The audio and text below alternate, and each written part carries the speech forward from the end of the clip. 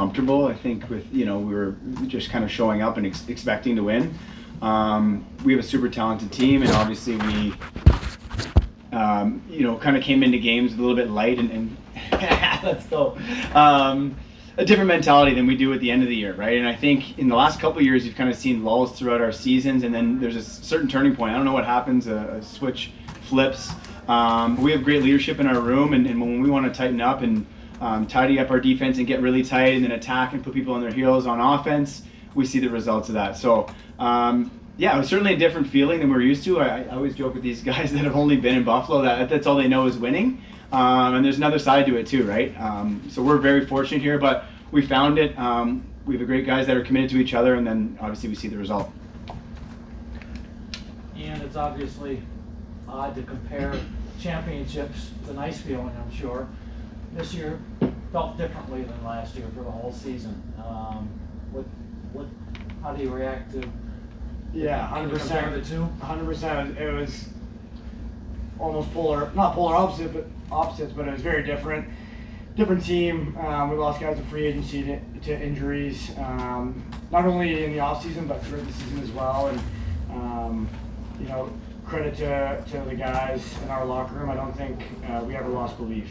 Obviously, Bucky kind of touched on it in the past. We've had really successful seasons from start to finish in the regular season, and this year was a little different, but I think it was good for us, facing that adversity. And last year we were on the winning side of a lot of one-goal games and overtime games, and this year we were on the other side of it, and you got to learn from it. And, thankfully we did, because we ended up here, and whether it was a different type of win, it's a great feeling no matter what kind of win it is. How special is it winning back-to-back NLL championships? I think the first team to do it since 15-16 Saskatchewan, and how much more difficult is it being the champion than being the contender this year after winning last year? Me? Go ahead.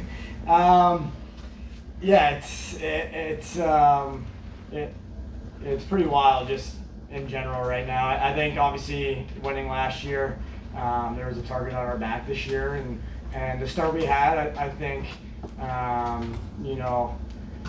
not that no one has a chance, because this league, the parity in this league is incredible. And I mean, you just look at that Albany team. They were, I think they had 3 wins last year, and then the next year they're in the finals, right? So it just kind of goes to show the talent in this league, and not only the players, but general managers, coaches, all that. But I think obviously after this one, there's going to be a pretty big, even bigger target on our back, and we'll be excited for it. We're going to celebrate it and enjoy it, and we'll figure that out as we go. But just happy for everyone in that locker room.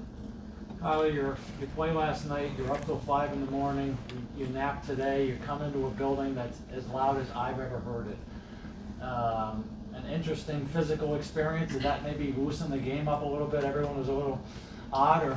Yeah, it was a bit weird. I think the thing, it's the same for them, right? So there's no excuses, and that's first and foremost. And then I actually said to Dane in warm up today, I almost felt better today than I did yesterday, right? You get off a bus, you kind of have a hotel sleep, you're in a different city, all that kind of stuff. We're warming up today, we're looking around in warm up, and there's orange towels on every single seat, 19,000, right? Right away, you're gaining some energy from that. Certainly, you're a little banged up in the morning. When I got here, I was like, oh boy. We had to get as much water and food into us as we could. But when the game starts, they're in the same position. There's no excuses. We just wanted, again, to commit to our game plan, and that's been our biggest key the last run of the regular season and why we were successful in the playoffs. Kyle, during the month of March when you did turn around, did one of those wins really stand out where in the locker room afterwards you felt like it was going in the right direction? Yeah, I think, it's actually kind of the losses that sort of stand out to us. I think it was, I want to say maybe early March in Vancouver, on the road. Vino was out, I think. Both backup goalies went in, and I just felt like we were sort of getting on each other a little bit, right? And our group is so tight. Our core is so very tight. They've been here for a long time, and I think that's sort of to kind of get at each other a little bit. And when we sat down, as a group and said, all right, let's reset. Why are we successful? What makes us successful? And it was just kind of caring about the little things. And we've talked about discipline so much in these playoffs, not going to the box. We sort of did it all year, but we've got better and better and better at that. We got better at protecting transition. We got better at being tight and giving Vino the shots he wants to see. And then again, putting defenses on their heels with our talented offense. So I don't know if it was one game in particular, but I think it was just our group coming together and realizing, hey, if we want to get back to where we are right now, it's not going to come easy, and we need to do those things every single night to be successful. It really felt like tonight was so indicative of what makes you guys so good when you played as a team. Everyone did a little bit of everything to make this win. What can you say about how this win was so special because of how you all chipped in? Yeah, I mean, if you just look at our roster and what guys are willing to do to win, I mean, you look at the additions too. Everyone's talked about it, but Farrell and Dawson coming in, and Dawson arguably having the most block shots in the season in the time he was in a Bandits jersey. Like, it's coming in and buying into it. And you know, guys like Josh Byrne, MVP of the league, one of the greatest goal scorers in the league, but you see him battling in the corner for loose balls, right? And it's easy to follow that lead and to jump in on that too. So I'm waiting for you. I'm having a beer and talking to my friends here. But just seeing like guys of that stature, you know, Dane getting back on defense, all those kinds of things. It's the leaders in our locker room that are doing those little things, and to see that and have our whole locker room follow suit, it ended up in a pretty special night. Bucky, over these last couple of years, just how much have you seen Josh grow in this offense, whether it be facilitating or just as a leader in person? Yeah, I mean, I sit beside him in the locker room. I get to know him really well. I think coming to Buffalo, I knew how talented he was, and I just knew how well-rounded his game was, right? Again, like Mickey said, he can go in a corner and pick up a loose ball. He can be a double team. He can shoot, he can pass, all that kind of stuff. But I think each and every year he improves at another part of his game, right? He can set a pick. He could be a pick setter on any team that had a ball carrier. He's a special talent. He's still pretty young. He still has a long way to go. So excited to see what he can do. And I don't think this is his last MVP season. Thanks, guys. Thank you. Thanks. What a shift. Good shift. It's so good. These phones are Oh, that's mine. You can make it all. What's your name? Huh? What's your name? My name? Adam. I am. Coach, I guess just joking. Okay. Yeah. just your feelings right now. Obviously, back-to-back titles, first time since 1993, actually. Yeah, it's great. You know, it feels good because this is our fourth finals in a row. And my one regret of playing in Buffalo is how many championships that we lost. And this is our fourth opportunity in a row. And if we had lost, it would have been 3 out of 4 that we lost. 75% is not a great ratio, so a percentage. So winning back-to-back is special. And you know, at one point we were 5 and 6 fighting for a playoff spot. So that made it even extra special. The guys never gave up. We believed in ourselves, stuck to the game plans, and just inched one game at a time. And somehow made 4th place, got a home playoff game. And if you think back to that quarterfinal game, we won in overtime against Georgia. You know, that could have easily been our season. But, you know, we found ways to win like we did in previous years. So what I'm trying to say is it was a long way. It was easy for guys to give up after winning last year. And the guys, you know, they never, ever gave up. We added Paul Dawson. We added Farrell. And I think they added a lot to our team. And obviously just the atmosphere tonight. I mean, being able to do it here in Banditland in front of 19,000 fans. I was there last night, and just the difference between the two arenas, it was electric in here tonight. Yeah, you know, the Albany people don't know what they're missing in lacrosse. So we're fortunate that we have the best fans. I know it's a cliche, but it's true. We have the best fans in the league, and to win in front of them is extra special. And we didn't want to go back to Albany next week. This was our opportunity to win in front of 19,000 fans, and we took advantage of it. John, this is your 6th championship associated with the Bandits. Nobody has won more in the NLL over the years. Because of the way the season developed, is this as rewarding or more rewarding than any of them? They're all the same. You know, I always think the most recent one is my favorite one, and you know, after a few days or months pass by, and then you always remember the first one, '92, right? But they're all special, and they're in their different ways. And you know, this, like I said earlier, being 5 and 6 made this one special. We had to work for it. We could have easily given up halfway through the year, and we didn't. And you think back last year, we were dominant. I think we had, you know, maybe 3-4 losses in the year, and we went in the favorites. And you know, this year we didn't go into any, you know, game as the favorites except for the Georgia game. So I think just where we came from during the year made it special. And John, you mentioned 5 and 6 as the head coach. Were you thinking you were running out of buttons of mush?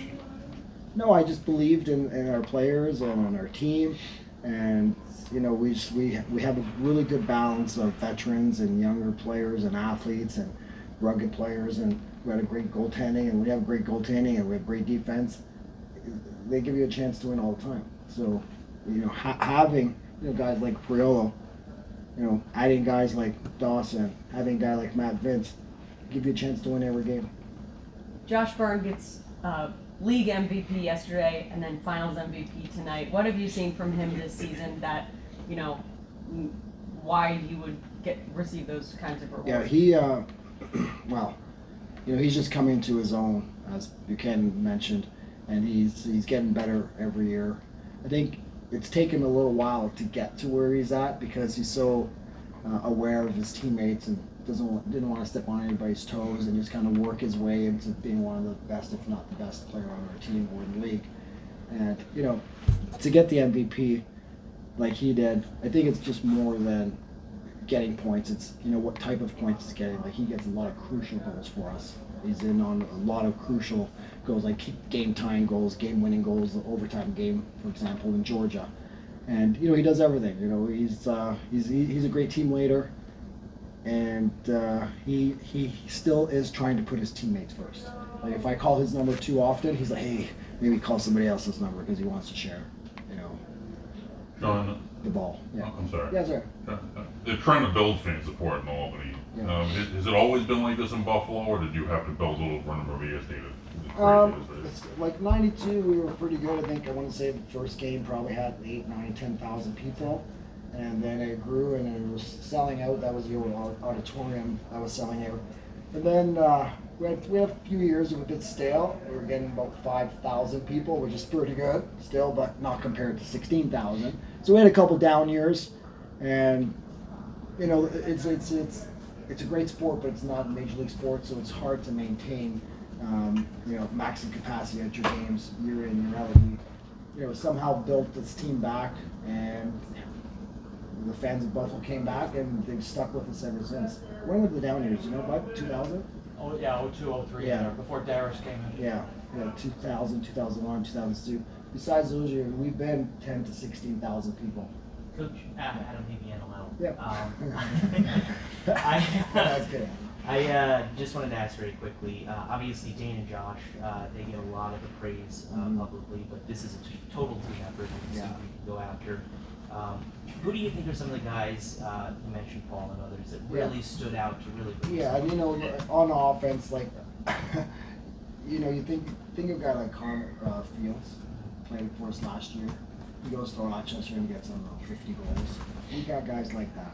You know, like a guy like Chase Fraser, Tahoka, Chris Cricket. They can score 50 goals. It's just, you know, they know that Josh and Dane are the leaders offensively, and they find other things to do, like set picks and, you know, make passes and get loose balls, do the dirty work. You know, so they're giving up a lot of things that they can do as well, because they got two great leaders ahead of them. And without those guys, you know, I don't think Josh and Dane are as good without a great supporting cast. And that's what makes us a special team offensively, as we attack by committee. You know, if you happen to stop Dane one game, well, then you got Josh and you got Bucky and you got Chris, and there's a lot of guys who can put the ball in it. So, like, if you, I'm sure Frazier would like the ball every time, but you know, he gets in that middle and sets some picks, and he's a pretty physical player. And as you can see, he can put the ball in the net. He can score 4 or 5 goals in the night. Thanks. Jay Martin on defense. Yeah, Jay Martin's. The unsung hero. Jay Martin is the most underrated player, I think, Yeah. and in the league. You know, he's a great, true, pure defenseman. And unfortunately, in our sport, defensive guys don't get enough recognition unless they score in transition. They score in transition, they had a great year. but no one looks after just, there's defensive responsibilities, so.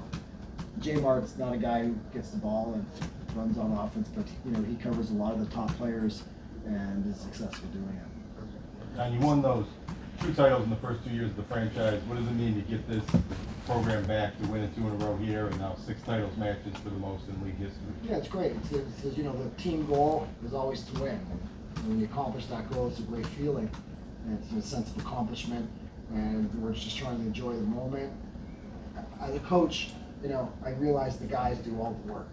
They go out there and they determine the outcome of that game by their effort and, how they play the game. These guys, never gave up. They kept going, and I'm so happy for our team. Just whether it's this year or last year, and I'm in the moment. I'm happy for everybody on the team. Like a guy like Connor Farrell, limited experience playing box lacrosse. The guy's ecstatic after the game. I was like, holy hell, this guy's crying after the game. It's great to see that. I like to see, someone work their butt off all year long and be rewarded and be ecstatic. I love watching my players celebrate and enjoy the moment. Steve, I'm sure you enjoyed lifting that cup again in front of 19,000 fans. Doesn't get old. Were there any moments this season where you kind of wondered, are we capable of doing it again? Not that if we're capable or not, it's just like, will we come together, right? Especially on the defensive end, we did have a lot of changes, more than you think, right? Like losing Max Adler and Sweeting and Bomberg coming halfway, and Connor and a lot of new faces. And, it's just a matter of like working together and kind of getting through those down moments, so we're hitting our stride come this time of year. John, any plans on coaching the Six Nation Chiefs again and defending the Mann It's all Cup? about the Bandits right now. Right? So we're just enjoying the championship. We have coaching Monday. One thing, John, I want to say, I might not be liked for saying this, but I see similarities between this organization and the Patriots because you guys do things the Bandit way, and it's the team first mentality.